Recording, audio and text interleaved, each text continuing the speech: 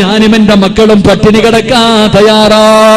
ഹറാമിന്റെ പൈസയും കൊണ്ട് വീട്ടിലേക്ക് കയറി വരല്ലേ എന്ന് ഭർത്താവിന്റെ കയ്യിൽ പിടിച്ച് ഓർമ്മപ്പെടുത്തുന്ന പെണ്ണിന് സ്വർഗമാണ് പ്രതിഫലമെന്ന് നബി മുഹമ്മദ് മുസ്തഫ. അല്ലാഹുവേ, നമ്മുടെ ഭാര്യ പറയുവോ, ഏതെങ്കിലും ഒരു പെണ്ണ് പറയുവോ, എന്റെ പ്രിയമുള്ളവരെ, അതുകൊണ്ട് പണത്തിനോടുള്ള ആർത്തികളെ ചെറുപ്പക്കാരാ, പണം കൂടിക്കഴിഞ്ഞാ പിന്നെ ആർഭാട വിവാഹങ്ങളാണല്ലോ. എന്തെല്ലാം പേക്കൂത്തുകളാ, എന്തെല്ലാം പേക്കൂത്തുകളാ. അല്ലാഹു തന്ന സമ്പത്ത് അതൊരു പരീക്ഷണ വസ്തുവാണല്ലോ. എന്റെ പ്രിയപ്പെട്ട സഹോദരങ്ങളോട് മക്കളുടെ കല്യാണത്തിന് സ്വർണം കൊടുക്കണ്ട എന്ന് പറയുന്നില്ല, ഭക്ഷണം കൊടുക്കണ്ട എന്ന് പറയുന്നില്ല, ആർഭാടങ്ങൾ വേണ്ട എന്ന് പറയുന്നില്ല. പക്ഷേ അതിരി കടന്നു പോകുന്നല്ലോ. എന്തെല്ലാം അനാചാരങ്ങളാണ് നടക്കുന്നത്. എന്റെ പ്രിയപ്പെട്ട ചെറുപ്പക്കാരോട്, എന്റെ പ്രിയപ്പെട്ട യുവതലമുറയോട്, പൊന്നുമോരേ, പണത്തിനോടുള്ള ആർത്തി കളഞ്ഞിട്ട് നല്ല ജീവിതത്തിലേക്ക് കടക്കു ചെറുപ്പക്കാരാ. അല്ലാഹുവിന്റെ പ്രവാചകൻ സല്ലല്ലാഹു അലൈഹി വസല്ലമ തങ്ങളെ റസൂലുള്ളാഹിയുടെ മുന്നിലൂടെ ഒരു ചെറുപ്പക്കാരൻ നടന്നു പോവുകയാണ്. അല്ലാഹുവിന്റെ റസൂലിന്റെ മുന്നിലൂടെ ഒരു ചെറുപ്പക്കാരൻ നടന്നു പോവുകയാ. റസൂലുള്ളാഹി കരയുകയാ.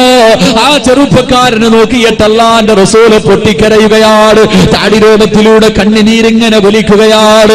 മഹാനായ മുസ്അബ് റളിയല്ലാഹു തആല അൻഹു അല്ലാഹുവിന്റെ പ്രവാചകന്റെ മുന്നിലൂടെ നടന്നു പോകുമ്പോ റസൂലുള്ളാഹി മുസ്അബിനെ നോക്കിയിട്ട് കരയുകയാണ്.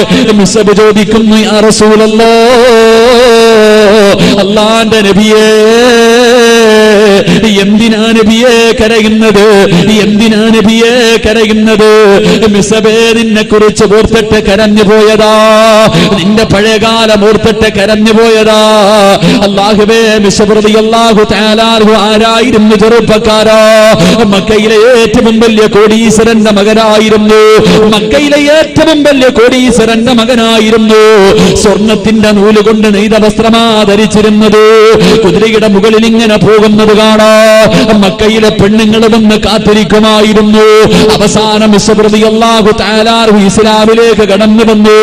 അവസാനം തന്റെ പ്രിയപ്പെട്ട ഉമ്മയറിഞ്ഞു. വീടിനകത്ത് കെട്ടിക്കിടുകയാണ്, പട്ടിണിക്കിടുകയാണ്, തല്ലിച്ചതയ്ക്കുകയാണ്. എന്ത് ചെയ്തിട്ടും അവസാനം മടങ്ങുന്നില്ല. അവസാനം എന്ത് ചെയ്തിട്ടും തന്റെ പൊന്നുമകൻ മടങ്ങാതെ വന്നപ്പോ വീട്ടിൽ നിന്ന് അടിച്ചിറക്കുകയാണ്. മുസ്അബ് റളിയല്ലാഹു തആല അൻഹു വീടിന്റെ വെളിയിലിറങ്ങി. ആ സമയത്ത് അവസാനമായിട്ട് ഉമ്മ പറയുന്നു, മുസ്അബേ, ഇവിടെ നിന്നിറങ്ങിപ്പോയാ എന്റെ സമ്പത്തിൽ നിന്ന് ഒരു രൂപ പോലും നിനക്ക് തരൂല. എനിക്കൊരുപാട് സമ്പത്തുണ്ട് മുസ്അബേ, ഈ മക്കയുടെ പകുതിയും എന്റെതാ മുസ്അബേ. മുസ്അബിന്റെ ഉമ്മ പറയുകയാണ്, ഈ മക്കയുടെ പകുതിയും എന്റെതാ പൊന്നുപോലെ. ഇവിടെ നിന്നിറങ്ങിപ്പോയാ ഒരു രൂപ പോലും നിനക്ക് തരില്ലെന്ന് പറയുമ്പോ ഇട്ടിരുന്ന കമീസൂരിയട്ട ഉമ്മയുടെ കയ്യിൽ കൊണ്ടു കൊടുത്തിട്ട്, ഇമ്മാ, ഇത് നിങ്ങളുടെ സമ്പാദ്യമാണ്, എനിക്ക് വേണ്ടെന്ന് പറഞ്ഞിട്ട് അല്ലാഹുവേ ഇറങ്ങിപ്പോകുമ്പോ മുസ്അബിന്റെ ഉമ്മ വിളിച്ചിട്ട് പറയുന്നു, മുസ്അബേ, നീ നശിച്ചു പോകട്ടടാ, ഇനി നീ എന്നെ ഉമ്മ എന്ന് പോലും വിളിക്കല്ലേ, ഞാൻ മരിച്ചാ പോലും നീ എന്നെ കാണാവരല്ലേ. അവസാനം പൊട്ടിക്കരഞ്ഞുകൊണ്ട് മുസ്അബ് റളിയല്ലാഹു തആല അൻഹു ഇറങ്ങി പോവുകയാ. അല്ലാഹുവിന്റെ റസൂല് കരഞ്ഞതെന്തിനെന്നറിയുമോ? സ്വർണത്തിന്റെ നൂല് കൊണ്ട് നെയ്തിരുന്ന വസ്ത്രം ധരിച്ചു നടന്ന മക്കയിലെ കോടീശ്വരന്റെ മകനായ മുസ്അബ് റളിയല്ലാഹു തആല അൻഹു അല്ലാഹുവിന്റെ റസൂലിന്റെ മുന്നിലേക്ക് നടന്നു വരുമ്പോ ഒരു പുതപ്പ് പുതച്ചിട്ടുണ്ട്, ഒരു പുതപ്പ് പുതച്ചിട്ടുണ്ട്. ആ പുതപ്പിന്റെ കോലമെന്നറിയുമോ? ആ പുതപ്പിന്റെ അവസ്ഥ എന്തെന്നറിയുമോ? 62 സ്ഥലങ്ങള് കീറിയിട്ട് തച്ചു വെച്ചിരിക്കുകയാണ്. ആകെ ഒരു പുതപ്പ് പുതച്ചിട്ടുണ്ട്, 62 സ്ഥലങ്ങള് കീറിയിട്ട് തച്ചു വെച്ചിരിക്കുകയാ. ഇനി തയ്ക്കാ സ്ഥലമില്ല. അല്ലാഹുവിന്റെ റസൂല് ചോദിക്കുന്നു, മുസ്അബേ, എന്ത് കോലമാ മുസ്അബേ, എന്ത് കോലമാ മുസ്അബേ? യാ റസൂലല്ലാഹ്, ഓരോ സ്ഥലം കീറുമ്പോഴും തച്ചു വെക്കാ വല്ലാത്ത സന്തോഷവാരബിയേ. ഇങ്ങനെ നടക്കുന്നത് എന്തിനെന്നറിയുമോ? മരിക്കുന്ന സമയം സ്വർഗം കണ്ടിട്ട് മരിക്കാരാ, നാളെ സ്വർഗത്തിലെ വസ്ത്രം ധരിക്കാരാ. അല്ലാഹുവേ, ഉഹദിന്റെ രണാകണത്തിൽ യുദ്ധം കഴിഞ്ഞു മയ്യത്ത് കഫം പൊതിഞ്ഞുകൊണ്ടിരിക്കുമ്പോ അല്ലാഹുവേ, ഒരു ജനാസ കയ്യിൽ പിടിച്ചുകൊണ്ട് സഹാബത്ത് കരഞ്ഞുകൊണ്ട് ഓടി വരികയാണ്. ഒരു ജനാസ കയ്യിൽ പിടിച്ചിട്ട് സഹാബത്ത് പൊട്ടിക്കരഞ്ഞു കരഞ്ഞുകൊണ്ട് റസൂലുള്ളാഹിയുടെ മുന്നിലേക്ക് കടന്നു വരികയാ. അള്ളാന്റെ റസൂല് ചോദിച്ചു, ആരുടെ മയ്യത്താ യാ റസൂലല്ലാഹ്? മിസ്ബർ റളിയല്ലാഹു തആല അർഗമിന്റെ മയ്യത്താ നബിയേ. എന്തിനാ നിങ്ങൾ കരയുന്നത്? എന്തിനാ നിങ്ങൾ കരയുന്നത് നബിയേ? മയ്യത്ത് പുതിയ തുണി തികയില്ല നബിയേ. സ്വർണ്ണത്തിന്റെ വസ്ത്രം ധരിച്ച് നടന്ന ചെറുപ്പക്കാര്, പൊന്നുമോനെ മയ്യത്ത് പൊടിയ തുണിയില്ല ചെറുപ്പക്കാരാ. തലമറയ്ക്കുമ്പോ കാല് വെളിയിലാട്, കാല് മറയ്ക്കുമ്പോ തലവെളിയിലാട്. പടച്ചവനെ അവസാനം അല്ലാന്റെ റസൂല് പറഞ്ഞ് തലമറച്ചിട്ട് പൊതി സഹാബ. അവസാന തുണി കൊണ്ട് തലമറച്ചിട്ട് കഫം പൊതിഞ്ഞു. രണ്ട് കാലും വെളിയിൽ കിടക്കുകയാ, രണ്ട് കാലും വെളിയിൽ കിടക്കുകയാ. തുണിയില്ലല്ലോ, കഫം പൊതിയാ തുണിയില്ലല്ലോ. അല്ലാന്റെ റസൂല് പറഞ്ഞു, പുല്ല് പറിച്ചു കൊണ്ടുവരാറ്, പുല്ല് പറിച്ചു കൊണ്ടുവരാ. പുല്ല് പറിച്ചു കൊണ്ടുവന്ന് മിസബെന്ന് ചെറുപ്പക്കാരന്റെ കാലിൽ വെച്ച് കെട്ടുകയാണ്. അവസാന നമസ്കാരം കഴിഞ്ഞു മയ്യത്ത് കബറിനകത്തിറക്കി വെക്കുമ്പോ സുബ്ഹാനല്ലാഹ്, കാലിൽ കെട്ടിവെച്ചിരിക്കുന്ന കെട്ടങ്ങടിഞ്ഞുപോയി. പുല്ലടിഞ്ഞ് കബറിനകത്ത് വീടുപോയി. കാല് രണ്ടും വെളിയിൽ കാണുകയാണ്. സഹാബത്ത് മുഴുവനും കരയാൻ തുടങ്ങി. അല്ലാഹുവിന്റെ റസൂല് കരയാ തുടങ്ങി. എല്ലാവരും കബറിന്റെ ചാരത്തിരുന്ന് കരയുമ്പോ പണത്തിന്റെ പുറകെ നെട്ടോട്ടമോടുന്ന യുവത്തവേ അല്ലാഹുവിന്റെ റസൂല് പറഞ്ഞു കൊടുക്കുകയാണ്. ആ കബറിന്റെ ചാരത്തൊരുമിച്ച് കൂടിയ ആയിരക്കണക്കിന് സഹാബത്തിനോട് അല്ലാഹുവിന്റെ റസൂല് പറയുന്നു, സഹാബാ വമിനന്നാസി മയ്യസിരി നഫ്സഹു ബിത്തിഗാ മർളാത്തില്ലാഹ് വല്ലാഹു റഊഫുൻ ബിൽ ഇബാദ്. മരിച്ചാൽ ഇങ്ങനെ മരിക്കണം ബാപ്പാ. ചെറുപ്പക്കാരാ, മരിച്ചാ ഇതുപോലെ മരിക്കണം പോലെ. തന്റെ ജീവിതവും തന്റെ സമ്പത്തും അല്ലാഹു കൊടുത്തിട്ട് സ്വർഗം വാങ്ങിയിട്ട് സ്വർഗം കണ്ട് മരിക്കണം ചെറുപ്പക്കാരാ. അതുകൊണ്ട് പാതിരാത്രി ഒരുമിച്ച് കൂടിയവര് പണത്തിനോട് വല്ലാത്ത ആർത്തി വേണ്ട. അതുകൊണ്ട് നിനക്ക് രക്ഷപ്പെടാൻ കഴിയില്ല. അതുകൊണ്ട് നിനക്ക് മുസ്ലിമായി മരിക്കാൻ കഴിയില്ല.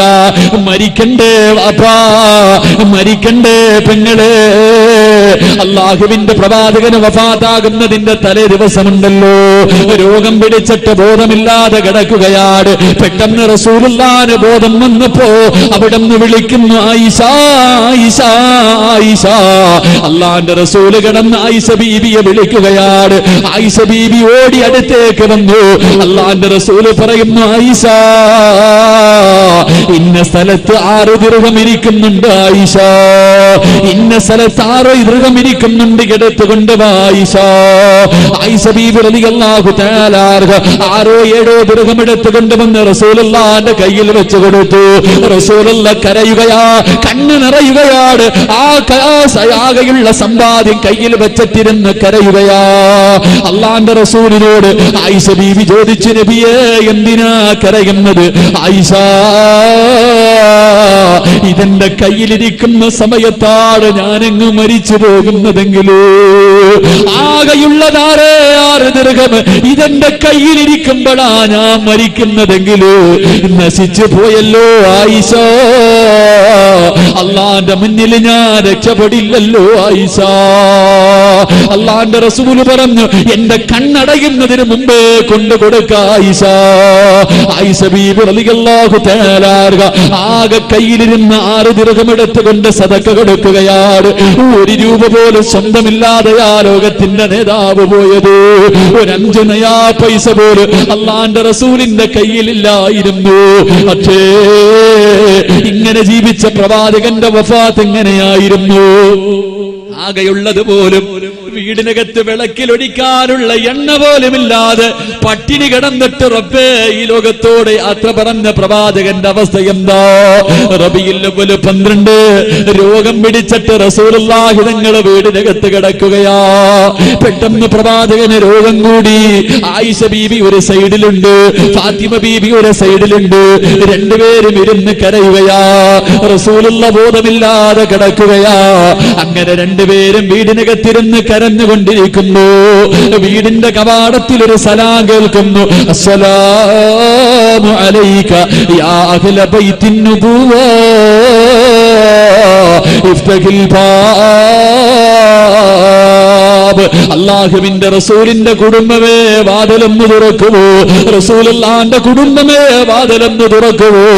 ഫാത്തിമ ബീബി റളിയല്ലാഹു തആല വിളിച്ചു പറയുകയാ, എന്റെ വാപ്പയ്ക്ക് സുഖമില്ല, സംസാരിക്കാൻ കഴിയില്ല, എഴുന്നേക്കാൻ കഴിയില്ല, എന്റെ വാപ്പയ്ക്ക് രോഗം കൂടിയിട്ട് കിടക്കുകയാണ്. നിങ്ങളൊന്ന് പോയിട്ട് പിന്നെ ഇന്ന് വരുവോ? നിങ്ങൾ പോയിട്ട് പിന്നെ ഇന്ന് വരുവോ? കുറെ സമയം കഴിഞ്ഞു. രണ്ടാമതും അതേ മനുഷ്യൻ തന്നെ സലാം പറയുകയാണ്. ഫാത്തിമ ബീബി അപ്പോഴും ഇതുപോലെ വിളിച്ചു പറഞ്ഞു, എന്റെ ഉപ്പയ്ക്ക് രോഗമാ, എന്റെ ഉപ്പാന് സുഖമില്ല, പോയിട്ട് പിന്നെ വാ. കുറെ സമയം കഴിഞ്ഞു. മൂന്നാമതും അസ്സലാമു അലൈക യാ അഹ്ല ബൈത്തിൻ നുബുവ ഇഫ്തഹിൽ ബാബ്. അല്ലാഹുവിന്റെ റസൂലിന്റെ വീടിന്റെ മുന്നിൽ സലാം പറയുകയാണ്. റസൂലുള്ള ചോദിക്കുന്നു, മോളെ ഫാത്തിമ, ആരാ മോളെ സലാം പറയുന്നത്? ആരാ മോളെ? ഫാത്തിമ ബീബി റളിയല്ലാഹു തആല വീടിന്റെ കവാടത്തിലൂടെ നോക്കിയിട്ട് അവിടെന്ന് പറയുന്നു, വാപ്പാ, കണ്ടിട്ട് പേടി തോന്നുന്നു വാപ്പാ, കണ്ടിട്ട് പേടി തോന്നുന്നു വാപ്പാ, ഈ നാട്ടുകാരനല്ല വാപ്പാ, ഇന്ന് വരെ ആ മനുഷ്യനെ ഞാൻ കണ്ടിട്ടില്ല വാപ്പാ. അല്ലാഹുവിന്റെ റസൂല് പറയുന്നു, ഫാത്തിമ വാതിൽ തുറക്കുമോളെ, വാതിൽ തുറക്കുമോളെ. ഫാത്തിമ ബീബി റളിയല്ലാഹു തആല വാതിൽ തുറക്കുമ്പോ കടന്നു വന്നതാരാ? മലക്കുൽ മൗത്ത് അസ്റായീൽ. അല്ലാഹുവിന്റെ പ്രവാചകന്റെ വീട്ടിലേക്ക് കയറി വന്ന അസ്റായീലിനെ കണ്ടിട്ട് ലോകത്തിന്റെ നേതാവിന്റെ പൊന്നുപോലെ പോലെ കരഞ്ഞു പോയെങ്കിലോ, ഫാത്തിമ ബീബി പോലും പേടിച്ചു പോയെങ്കിലോ, കാണണ്ടേ ചെറുപ്പക്കാരാ, കാണണ്ടേ വാപ്പാ, നമ്മുടെ മുന്നിലും വരുമല്ലോ, നമ്മുടെ മുന്നിലും വരുമല്ലോ. എന്റെ പ്രിയമുള്ളവരെ, അസ്റായീൽ കടന്നു വന്നു. അല്ലാഹുവിന്റെ റസൂൽ ചോദിച്ചു, അസ്റായീലേ, എന്നെ കാണാ വന്നതാണോ? എന്നെ കാണാ വന്നതാണോ? യാ റസൂലല്ലാഹ്, അങ്ങ് അനുവാദം തന്നാ റൂഹ് പിടിക്കാ വന്നതാ നബിയേ. അല്ലാഹുവിന്റെ റസൂൽ പറഞ്ഞു, അസ്റായീലേ, എനിക്ക് ജിബ്രീലിനെ ഒന്ന് കാണണം അസ്റായീൽ, എനിക്ക് ജിബ്രീലിനെ വന്ന് കാണണം അസ്റായീൽ. അല്ലാഹുവേ, ജിബ്രീൽ അലൈഹിസ്സലാം കടന്നു വന്നു. അല്ലാഹുവിന്റെ റസൂൽ ചോദിച്ചു, എന്തേ ജിബ്രീലേ, ഞാൻ കരഞ്ഞപ്പോഴും ചിരിച്ചപ്പോഴും എന്റെ കൂടെ നീ ഉണ്ടായിരുന്നല്ലോ, നീ എന്റെ കൂട്ടുകാരനാണല്ലോ, എന്റെ അവസാനമായി എന്നെ നീയൊന്ന് യാത്രയാക്കാൻ വരാത്തത്? അല്ലാഹുവിന്റെ റസൂലിനോട് ജിബ്രീൽ എന്ന മലക്ക് പറയുന്നു, യാ റസൂലല്ലാഹ്, ഈ കിടപ്പ് കാണാ എന്നെ കൊണ്ട് കഴിയില്ല നബിയേ. അല്ലാഹുവിന്റെ റസൂൽ പറഞ്ഞു, എനിക്ക് സന്തോഷത്തോടെ പോകണം ജിബ്രീൽ, എനിക്ക് സമാധാനത്തോടെ മരിക്കണം ജിബ്രീൽ, എനിക്ക് സന്തോഷമുണ്ടാക്കുന്ന എന്തെങ്കിലും ഒന്ന് പറയുവോ? അല്ലാഹുവിന്റെ പ്രവാചകനോട് ജിബ്രീൽ എന്ന് മലക്ക് പറയുന്നു, നബിയേ, അങ്ങയുടെ സമുദായത്തിന്റെ കാര്യം അല്ലാഹ് ഏറ്റെടുത്തിട്ടുണ്ട്. അങ്ങയുടെ സമുദായമുണ്ടല്ലോ, അവന്റെ തൊണ്ടക്കുഴിയിൽ റൂഹെത്തുന്നതിന് ഒരു സെക്കൻഡ് മുമ്പ് ചെയ്തു പോയ പാപങ്ങളെ കുറിച്ച് ഏറ്റു പറഞ്ഞ അല്ലാഹു അവര് പുറത്തു കൊടുക്കും നബിയേ. അല്ലാഹുവിന്റെ റസൂൽ പറഞ്ഞു, റൂഹ് പിടിക്ക അസ്റായീൽ, എനിക്ക് സന്തോഷമായ അസ്റായീൽ. അസ്റായീൽ അലൈഹിസ്സലാം കാലിന്റെ തള്ളവിൽ നിന്ന് റൂഹ് പിടിക്കാൻ തുടങ്ങി. പടച്ചവരെ, വേദന സഹിക്കുന്നില്ല. അല്ലാഹുവിന്റെ റസൂൽ ചാടി എഴുന്നേൽക്കുന്നുണ്ട്, പിന്നെയും കിടക്കുന്നുണ്ട്, തിരിഞ്ഞും മറിഞ്ഞും കിടക്കുന്നുണ്ട്, ശരീരം മുഴുവനും വിയർക്കുകയാണ്. വല്ലാത്ത വേദനയാ, വല്ലാത്ത വേദനയാ.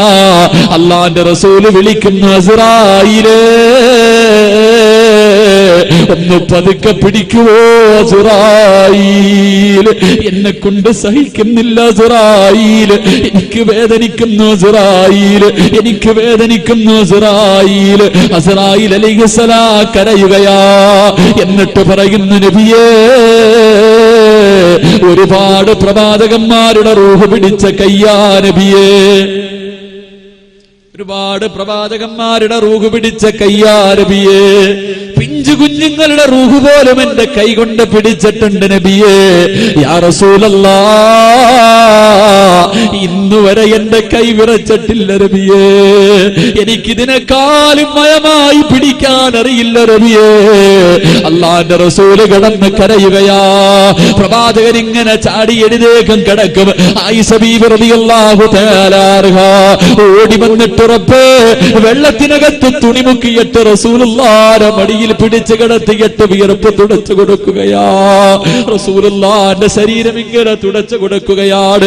ഫാത്തിമ ബീബി അടുത്തിരുന്ന് ഉപ്പയുടെ കൈകാലുകളെ തടകുകയാ. എന്റെ പ്രിയമുള്ളവരെ,